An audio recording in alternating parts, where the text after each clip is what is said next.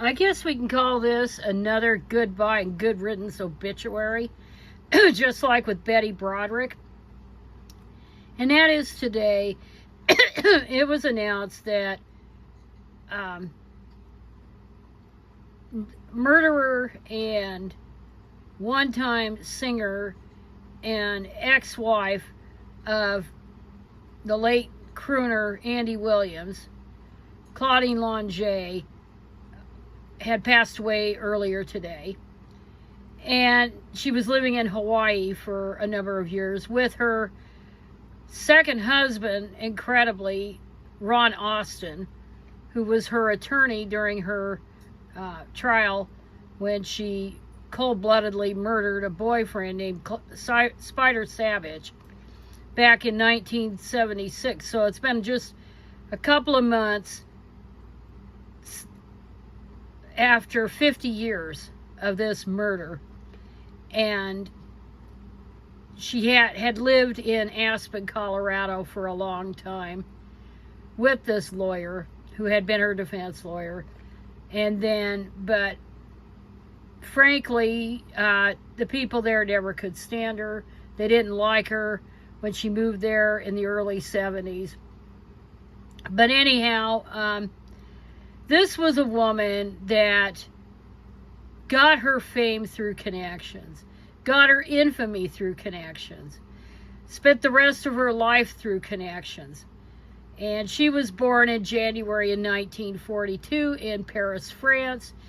When she was around 18 years old, maybe younger, she moved to Las Vegas and was in the, Folie Verger, or whatever the fucking hell it is. But she was a dancer there.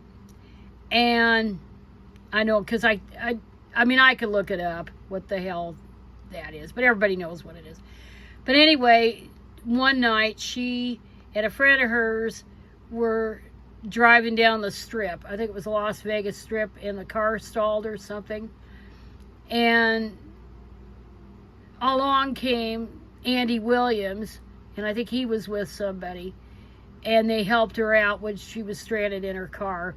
And Andy, who was in his 30s at the time, and this was around 1960, I think, because Claudine was about 18, and he was immediately smitten with her. She didn't know any English. He didn't know any French. So it made for a rather interesting combination. But they did hit it off. And I think the following year they got married, and then they had 3 kids. One of them did pass away here a few years back. But she really didn't have all that much talent, a minimal amount of talent.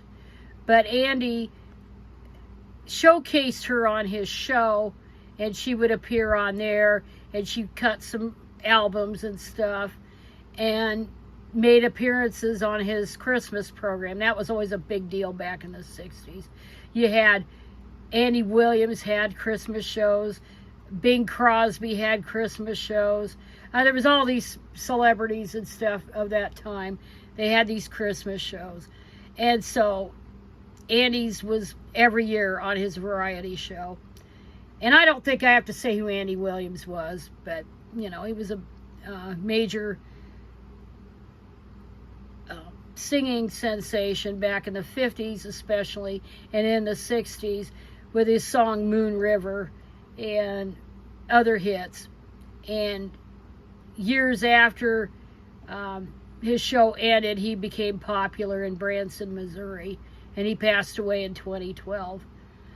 But anyway, they had this marriage, he and Claudine, and eventually the age difference was kind of working against it, because he had things that he was interested in that she really wasn't interested in, and she was getting more interested in the things that were going on with the youth and stuff. So they didn't really click much. They were known, of course, for being close friends with I want to say the original Robert F. Kennedy Sr. and Ethel. his wife Ethel, and they were very close friends. And of course, it was a tragedy when RFK was assassinated at the Ambassador Hotel in 1968, and it was hard on everybody. But by that time or shortly thereafter, because they had a baby named after RFK. I think it was around 1969, maybe 70, that Claudine and Andy split up. And Andy was kind of close to Ethel, but they weren't an item. Apparently, they were just friends. And he eventually remarried, and then, as I said, he had died in 2012. But so she really wanted to get away from Hollywood, so she ended up in Aspen, Colorado, and she was trying to fit in. She didn't really fit in much anywhere there, and they were mostly a quote-unquote ski bum resort type community, full of rich people, full of degenerate people. Well, maybe she did fit in, come to think of it.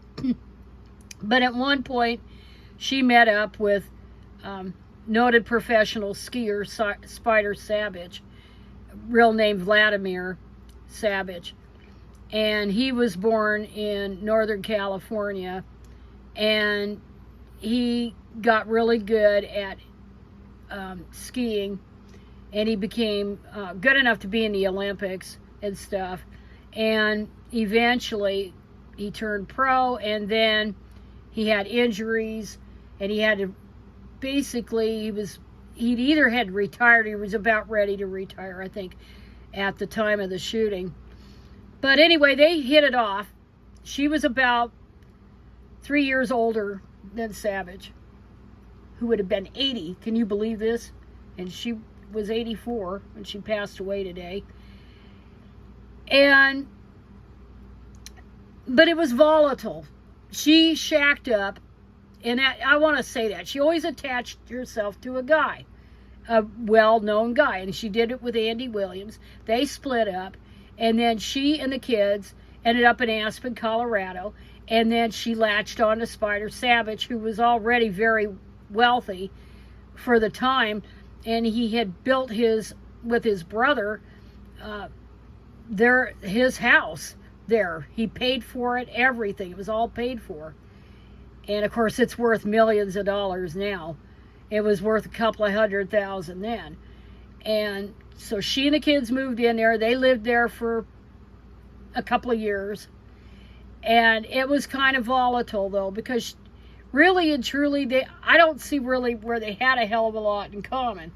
And he was single. He hadn't been married. And he enjoyed the, whatever you want to call it, the bachelor life. And he had dated a lot of women and so on and so forth.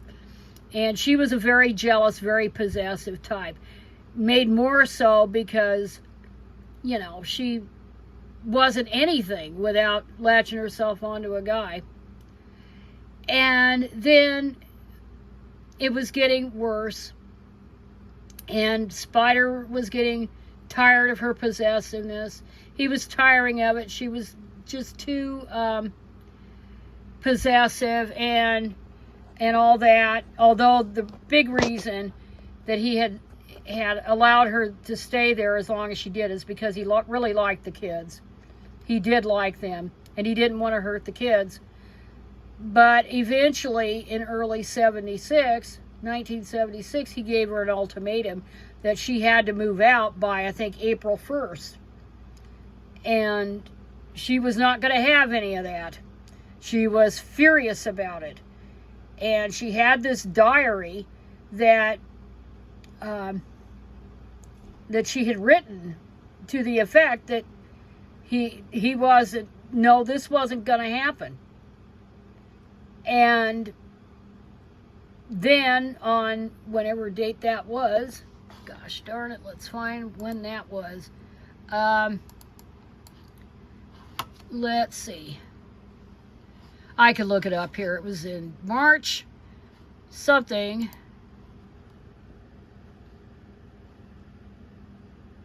Oh, let's find out what it was.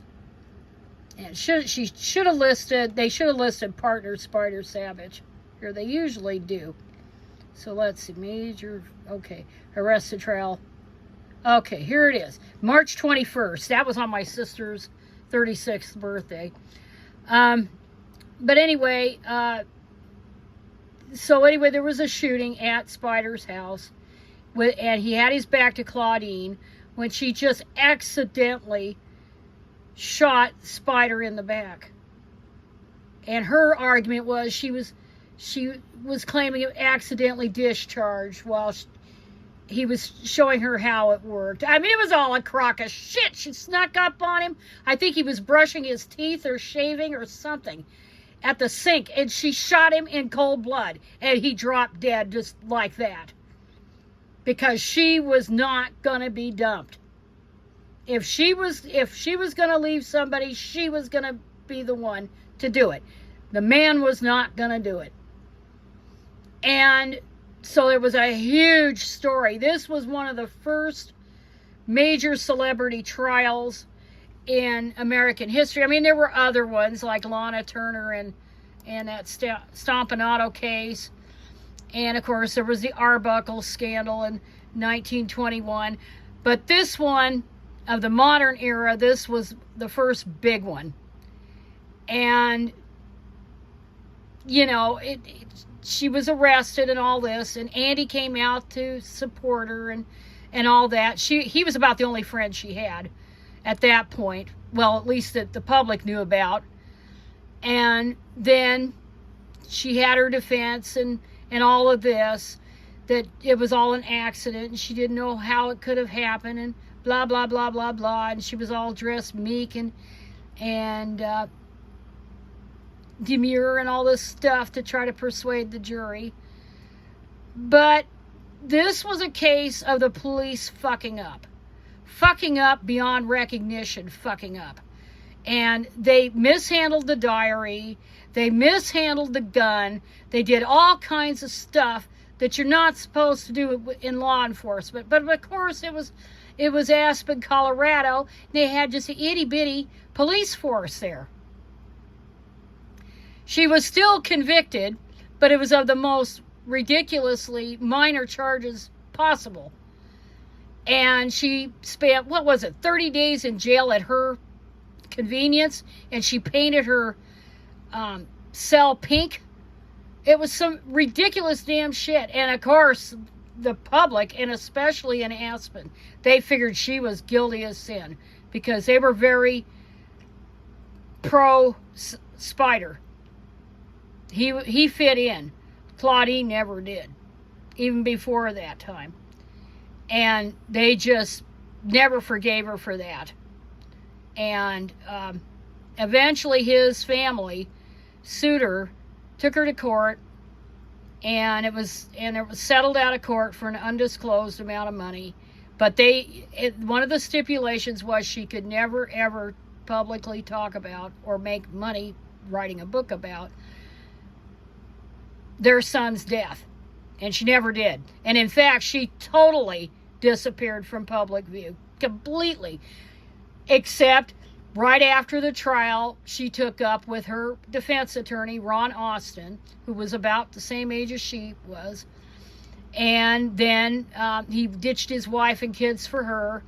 And they shacked up a few years. And then I think around 1985, they got married. And somehow that marriage lasted 40 years. And he survived her, I think. Let's look, make sure we got that. Let's see what we have, Ron. Her nephew had, what does it say? Yeah, Ronald D. Austin, married 1985. So he outlived her. And somehow that marriage lasted. Somehow he lived. I don't know how that could be, but he did. And she would live part of the year in Aspen and part of the year in Hawaii, and then eventually he retired from legal practice, and then they ended up down there in Hawaii. So anyway, that's kind of the short version of her story. But she was guilty as hell, and the fact she got such a slap on the wrist for that murder trial and that murder case was not just damning the police department and their screw-ups, but it tells you that the rich really are different from everybody else. They have their standards, which are basically no standards, and then everybody else has to follow the rules. But anyway, there's another one we don't have to worry about anymore, like Betty Broderick. The world is rid of another scumbag, and as I said, she dropped totally out of sight, this gal, after the trial was over. And I don't think I've seen any pictures. Now, like this one here, that's about as recent a one as you'll ever find of Claudine Longet. And she just dropped completely out of sight. And I want to note, one of her television appearances was on this show, Alias Smith and Jones. And she spoke, and I wish I could quote it exactly, but I'll paraphrase it, that she played this character, and it was one of the most hilarious, unintentionally hilarious lines ever in television history. And in effect, she said that she couldn't get involved with them or go with one of the Alias Smith or Jones, whichever one of the guys it was. She said she was afraid that they might get killed or something bad would happen to them. And I just laughed my ass off, because that was like 4 years before, 3-4 years before, maybe 5 years before Spider Sabich was murdered, before she shot and killed him. And it was something. It was one of the first episodes of that series. But anyway, that's all I have to say here. The rich really are not like the rest of us. And that is it.